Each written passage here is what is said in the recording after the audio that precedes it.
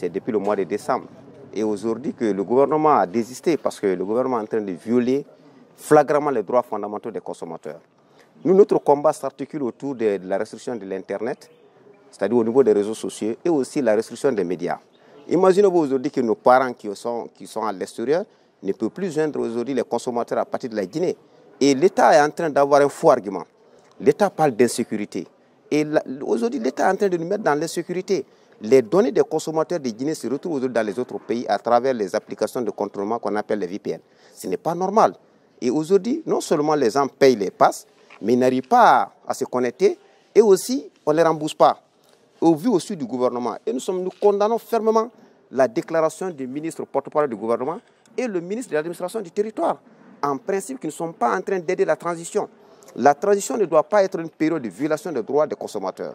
C'est pourquoi nous profitons de cette situation pour lancer un appel solennel à tous les consommateurs de se mobiliser dans les jours à venir. Et ceux qui vont se fatiguer, même si le combat prendra 1 an, nous allons faire le combat. On ne va jamais accepter que les médias se ferment par la faute de l'ARPT ou de la transition.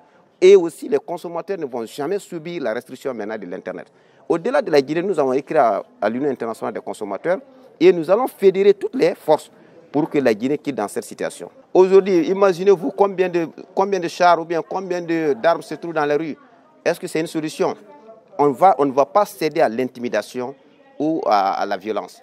Et ils veulent la violence, nous n'allons pas utiliser la violence. Nous allons nous battre pacifiquement par le biais de la mobilisation, par le biais de l'engagement et le respect des droits. Parce que la loi est très claire. Quand vous lisez la loi 018, la loi 018 est claire. L'ARPT a 3 missions essentielles. L'ARPT doit protéger les consommateurs, l'ARPT doit protéger les entreprises et aussi l'État. Aujourd'hui, les entreprises de presse sont violées, leurs droits sont violés. Les consommateurs que nous sommes, nos droits sont violés. À où nous devons partir? Est-ce qu'on doit croiser les bras pour voir une minorité de Guinéens prendre l'ensemble des consommateurs en otage? Nous allons refuser cela. Et dans les jours à venir, vous allez voir autre stratégie sur le terrain. Parce que nous allons donner l'ordre de démembrement et nous allons impliquer même les universités. Parce qu'il faut que les étudiants, le premier défenseur doit être les jeunes aujourd'hui. Comment se fait-il que les données personnelles de ces étudiants se retrouvent dans les autres pays? Demain, quand ils vont être cadres, qui va les sauver?